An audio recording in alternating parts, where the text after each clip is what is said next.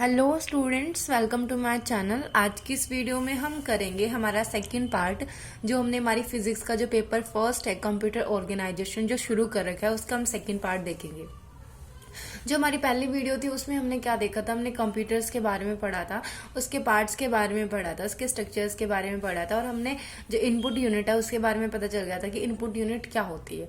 ठीक है, तो आज की इस वीडियो में हम देखेंगे कि हमारा सीपीयू और आउटपुट यूनिट क्या होती है। ठीक है, तो बच्चों इसमें देखिए हमारा पास सीपीयू होता है। हमारा सीपीयू क्या होता है, सेंट्रल प्रोसेसिंग यूनिट होती है।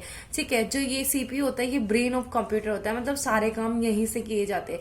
जैसे हम कुछ भी काम करते हैं, हमारा ब्रेन हमें सिग्नल देता है कि क्या काम करना है, ऐसे ही सीपीयू कंप्यूटर को सिग्नल्स देता है कि कैसे क्या काम करना है।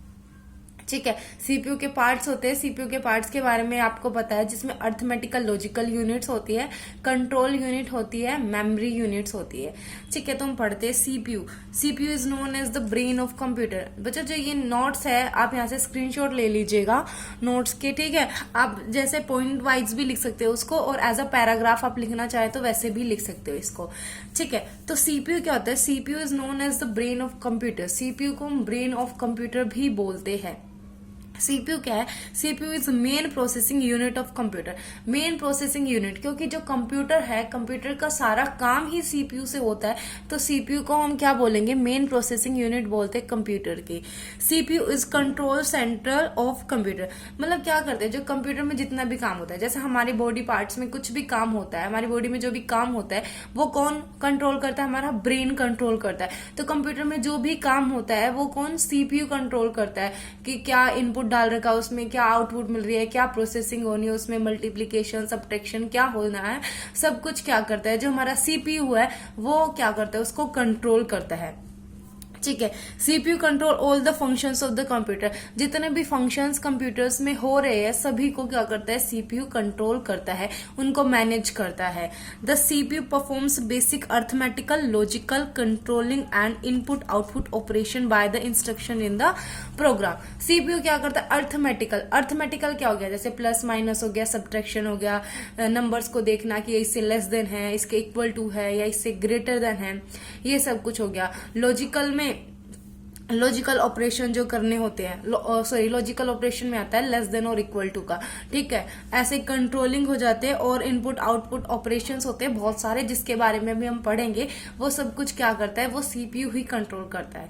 ठीक है, तो हम पार्ट्स देखते हैं सीपीयू के। अर्थमेटिकल लॉजिकल यूनिट, एएलयू के बारे में हम पढ़ेंगे। अर्थमेटिकल लॉजिकल यूनिट, आपको अर्थमेटिक का मतलब पता है। ठीक है, इसमें क्या होता है, it performs two kinds of operations. Arithmetical operation such as addition, subtraction, multiplication and division. ये किस में आता है, अर्थमेटिकल में आ गई, ये plus minus subtraction multiplication divide. ठीक है, सेकंड क्या आता है, लॉजिकल ऑपरेशन। लॉजिकल ऑपरेशन में हम क्या करते हैं, कंपेयर करते हैं। ठीक है, कंपेरिजन में आता है less than, greater than, equal to. जैसे हम क्या करेंगे, इनपुट में देते हैं 5 और 2, हम पता करते हैं कि भाई कौन सा ज्यादा बड़ा है, तो हमें पता है 5 इज ग्रेटर देन 2। ठीक है, तो क्या होगा, सीपीयू सारा काम करता है, सीपीयू हमें आंसर्स देता है। ठीक है, कि भाई कौन सा किससे बड़ा है या कोई छोटा है।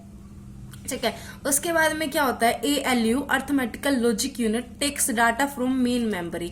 वो क्या करता है, जो मेन मेमोरी होती है हमारे पास, मैंने आपको स्ट्रक्चर्स दिखाई थी, उससे आपको पता चलेगा जो एएलयू होता है वो क्या करता है, मेन मेमोरी से डाटा लेता है। ठीक है, मेन मेमोरी में क्या होता है, सबसे पहले हम उसमें इनपुट डालते हैं, वो इनपुट क्या होती है, मेन मेमोरी में जाती है। इनपुट कहाँ जाती है, मेन मेमोरी में इनपुट जाती है। उसके बाद में क्या होता है, इनपुट वहां से एएलयू के पास जाती है। मतलब क्या होगा, जो कंट्रोल यूनिट होगी सीपीयू की, वो उसको बताता है कि भाई आपको एडिशन करना है या सब्ट्रैक्शन करना है या क्या करना है आपको, वो सब कुछ वो उसको बताती है। उसके बाद में हम उसके ऊपर प्रोसेस करते हैं। The performance and efficiency of ALU में vary from computer to computer. ठीक है, जो प्रोग्राम की जो एफिशिएंसी है वो क्या होती है, चेंज होती रहती है कंप्यूटर टू कंप्यूटर में। मतलब एक कंप्यूटर में अलग है, दूसरे में अलग होगी। ये पॉइंट भी आपको समझ में आ गया होगा। वो क्या करता है, डाटा लेता है मेन मेमोरी से। उसके बाद में now it gets a signal from CU, it performs arithmetical और logical operation according to instructions. मैं आपको जो डायग्राम जो मैंने आपको पहले फर्स्ट लेक्चर में दिखाया था, वो डायग्राम से मैं आपको समझाती हूँ, फिर आपको अच्छे से समझ आ जाएगा। बच्चों अब देखिए, आपको अच्छे से समझ आएगा। देखो, हमने इस डायग्राम के बारे में पढ़ा था। ये हमारी इनपुट यूनिट है, ये हमारा सीपीयू और ये हमारा क्या है, आउटपुट यूनिट है। अब पॉइंट टू पॉइंट समझते हैं। इसने बोला एएलयू जो अर्थमेटिकल जो लॉजिकल यूनिट है वो टेक्स करती है डाटा फ्रॉम मेन मेमोरी। देखो ये हमारी मेन मेमोरी है, ठीक है। ये मेन मेमोरी से क्या है, डाटा ले रही है, मेन मेमोरी से एएलयू में डाटा जाएगा, ठीक है। मतलब मेन मेमोरी में क्या डाटा कि भाई क्या काम करना है, उसके बाद में डाटा इसमें जाएगा अर्थमेटिकल लॉजिकल यूनिट में। इसमें जो भी काम करना होगा, प्लस माइनस जो भी काम होगा वो सब कुछ यहाँ पे हो जाएगा, ठीक है। उसके बाद में देखो ये क्या करेगा, सिग्नल लेगा सीयू से। सीयू क्या हो गया, कंट्रोल यूनिट, जो जिस भी कोई भी चीज को जो कंट्रोल करती है, as a nervous system of computer ये काम करता है, ठीक है। तो ये क्या होगा, सिग्नल लेगा, सीयू से सिग्नल लेगा और ये परफॉर्म करेगा अर्थमेटिकल और logical operation according to instruction.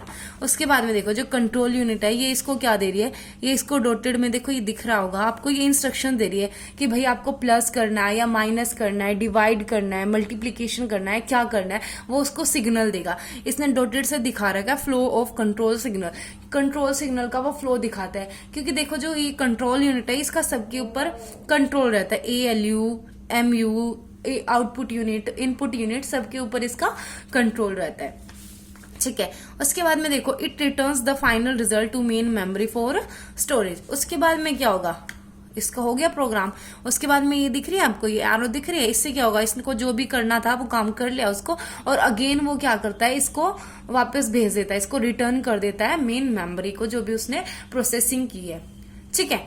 उसके बाद में मेन मेमोरी क्या करेगी, कंट्रोल यूनिट के पास भेज देगी। अब हम सीपीयू के हम सेकंड पार्ट के बारे में पढ़ते हैं, मेमोरी यूनिट, ठीक है। एक तो एएलयू थी, एक मेमोरी यूनिट है, फिर कंट्रोल यूनिट आती है। आज हम सीपीयू कंप्लीट कर लेंगे हमारा मेमोरी यूनिट। देखिए आप लोग, मेमोरी यूनिट क्या करते हैं, डाटा और इंस्ट्रक्शन को एंटर करते हैं into the computer system through input units have to be store inside the computer before processing start. मतलब क्या करेगा, इसका मतलब क्या बोल रहा है इसने कि भाई कंप्यूटर में कोई भी चीज प्रोसेस हो रही है उससे पहले ये इसको स्टोर कर लेता है। देखो आप लोग, इनपुट यूनिट है, ठीक है। इनपुट यूनिट क्या होगी, पहले स्टोर होगी मेमोरी यूनिट में, प्रोसेस करने से पहले वो पहले मेमोरी यूनिट में स्टोर होगी, उसके बाद में सिग्नल मिलने के बाद उसके ऊपर प्रोसेसिंग होगी, ठीक है। इसने क्या बोला, डाटा और इंस्ट्रक्शंस एंटर्ड करते कंप्यूटर में थ्रू द इनपुट यूनिट और उसको स्टोर किया जाता है inside the computer before processing start. उसके बाद में also final result output of the computation and also needed to be stored on the memory before passing them to the output unit। मतलब कि इनपुट यूनिट और output unit को कुछ भी process करने से पहले सबसे पहले मेमोरी यूनिट के अंदर स्टोर किया जाता है। आउटपुट यूनिट को भी जैसे कि जो भी बंदा उसके ऊपर काम कर रहा है उसके पास भेजने से पहले, ठीक है, उस पर क्या किया जाता है, उसको सबसे पहले मेमोरी यूनिट के अंदर स्टोर किया जाता है, ठीक है। उसके बाद में मेमोरी यूनिट के 2 टाइप्स होते हैं, प्राइमरी मेमोरी और सेकेंडरी मेमोरी। आपने इसके बारे में पढ़ा होगा, एक होता है रैम, एक होता है रोम, ठीक है। रैम और रोम के बारे में आपको पता होना चाहिए। RAM is random access memory and ROM is read only memory. आपको इसके नाम से ही पता चल जाता है, रीड ओनली मेमोरी मतलब जिसको हम सिर्फ रीड कर सकते हैं, उसमें कोई भी चेंजेस नहीं कर सकते, उसको हम रीड ओनली मेमोरी बोलते हैं। और random access memory which is read and write both, मतलब रीड भी कर सकते हैं हम उसको, राइट भी कर सकते हैं, मतलब उसमें हम चेंजेस भी कर सकते हैं, उसको हम रैंडम एक्सेस मेमोरी बोलते हैं, ठीक है। प्राइमरी मेमोरी क्या होती है, प्राइमरी मेमोरी बहुत ही ज्यादा कॉस्टली होती है और ये क्या होती है, परमानेंट नहीं होती, मतलब टेम्पररी मेमोरी होती है प्राइमरी मेमोरी। ये हमें डिफरेंस याद रखना है प्राइमरी और सेकेंडरी के बीच में। सेकेंडरी मेमोरी क्या होती है, चीप होती है, ठीक है, cheaper than primary memory. Primary memory क्या होती है, बहुत ही ज्यादा कॉस्टली होती है, ठीक है, और क्या होती है, और सेकेंडरी मेमोरी से कम चीपर होती है। उसके बाद में देखो primary memory, primary memory is also known as main memory और इंटरनल मेमोरी। प्राइमरी मेमोरी को हम मेन मेमोरी, इंटरनल मेमोरी और टेम्परेरी मेमोरी भी बोलते हैं, मतलब जो परमानेंट नहीं होती, मतलब ये कुछ टाइम के लिए ही एग्जिस्ट करती है, उसके बाद में नहीं रहती, इसलिए हम उसको प्राइमरी मेमोरी बोलते हैं। Primary memory is also known as primary storage, मतलब जिसमें प्राइमरी स्टोरेज होती है। It is very fast in nature, मतलब प्राइमरी मेमोरी में क्या होता है, वेरी फास्ट होती है ये, ठीक है। Primary memory is memory that a processor और कंप्यूटर एक्सेस फर्स्ट और डायरेक्टली। मतलब क्या होता है, प्राइमरी मेमोरी में सबसे पहले हम जो है डाटा को स्टोर करते हैं। ठीक है, प्राइमरी का मतलब ही क्या होता है, जो प्राइमरी हो, जो फर्स्ट होता है, प्राइमरी का मतलब ही फर्स्ट होता है, जो सबसे पहले जो कंप्यूटर में जो स्टोर करते हैं हम, वो प्राइमरी मेमोरी में ही करते हैं। अब प्राइमरी मेमोरी के टाइप्स देखिए आप, रैम और ROM. RAM is random access memory and ROM is read only memory. ठीक है, इसके डिफरेंस देखिए आप लोग। Random access memory, RAM is your system short term data storage. Short term data storage से आपको पता चल रहा है ये टेम्परेरी मेमोरी के बारे में बात कर रहा है। RAM is a super fast and temporary data storage space that a computer needs to access right now or in the next few moments। इसने क्या बोला, RAM is the super fast। super fast है, बहुत ही ज्यादा speed से काम करते हैं, और टेम्परेरी डाटा स्टोरेज है that a computer needs to access right now। मतलब जो भी स्टोरेज, मतलब जो भी काम उसको करना है कंप्यूटर को, जो वो डाटा है वो किस में होता है, रैम में स्टोर होता है, जिसके ऊपर उसको अभी या कुछ टाइम बाद में काम करना होता है। जो वो डाटा होता है वो किस में, रैम में स्टोर होता है। रैम का मतलब क्या होगा, जिसको हम पढ़ भी सकते हैं और उसमें चेंजेस भी कर सकते हैं। ठीक है, हम उस पर राइट कर सकते हैं, मतलब उसमें कुछ भी चेंजेस कर सकते हैं। जैसे आपने कुछ भी करा, कुछ भी आप प्रोसेस कर रहे हैं, कुछ भी आप वर्क कर रहे हैं, उसमें अगर आपको कुछ चेंजेस करने हो तो आप रैम में क्या करते हो, उसको चेंज कर सकते हो। इसने बोला ना कि computer needs to access right now, जिसको उसको अभी एक्सेस करना, मतलब अभी और नेक्स्ट फ्यू मिनट्स, मतलब कुछ देर बाद में जिसके ऊपर उसको काम करना है, उसको हम रैम बोलते हैं। मतलब जो वो डाटा होता है वो रैम के अंदर स्टोर होता है। उसके बाद में इट इज वोलेटाइल। वोलेटाइल का मतलब मैं आपको भी समझाती हूँ, रुकिए आप लोग। RAM consist the internal memory of the CPU for storing data, programs and program result. ठीक है, रैम में हम क्या करते हैं, स्टोर करते हैं डाटा। ठीक है, देखो मेमोरी हो गया, प्राइमरी मेमोरी, मेमोरी में तो स्टोर करने के लिए होता है डाटा। उसके बाद में it is read write memory, मतलब दोनों है, ये रीड भी और राइट भी दोनों है। उसके बाद में वोलेटाइल का मतलब क्या होता है, it means that when the power of the computer is switched down, RAM losses is data.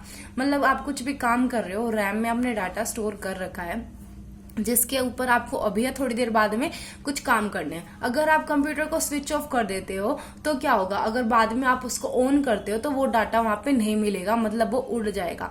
ठीक है, मतलब कि वो डाटा उसमें से खत्म हो जाएगा। इसलिए हम उसको क्या बोलते हैं, वोलेटाइल बोलते हैं। जब उसने बोला टेम्परेरी है, मतलब कुछ टाइम के लिए, जब तक आप कंप्यूटर पे काम कर रहे हो, जब तक आप उस पर काम करो, अगर आपने कंप्यूटर को स्विच ऑफ कर दिया उसके बाद में वो डाटा इरेज हो जाएगा वहां से। इतनी बात क्लियर। उसके बाद में रोम में देखो, रीड ओनली मेमोरी, जिसपे हम क्या कर सकते हैं, जिसके ऊपर हम कोई भी चेंजेस नहीं कर सकते हैं। फॉर एग्जांपल अगर मैं आपको बता के देखूं, जैसे आप आपकी फोन होती है, आपके फोन में आप सेटिंग्स में जाके देखते हो तो आपको वो स्टोरेज बताता है, आपके फोन आपने कब लिया था, सब कुछ, मतलब आपको डिटेल देता है। अब आप उसको सिर्फ रीड कर सकते हो, उसमें आप कुछ राइट नहीं कर सकते। और अगर आप फोन को स्विच ऑफ कर रहे हो, दोबारा ऑन कर रहे हो, तो आपको वो चीज वहां की वहीं मिलती है। ठीक है, और अगर जैसे कि आपके फोन्स में नोट्स रहते हैं, नोट्स से तो नहीं, जैसे आप और कुछ एग्जांपल के लिए, जैसे आप और कुछ लिख रहे हो अपने फोन में जो परमानेंट ना हो, जो टेम्परेरी हो, जो परमानेंट नहीं होता वो टेम्परेरी होता है।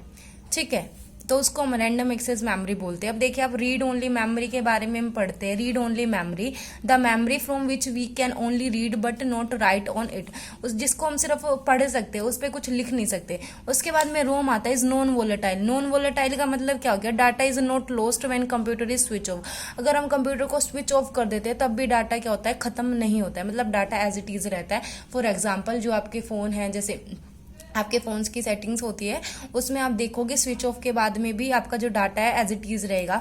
The information is stored permanently ROM. ROM is more reliable than RAM. Reliable मतलब कि कंफर्टेबल होता है रैम से।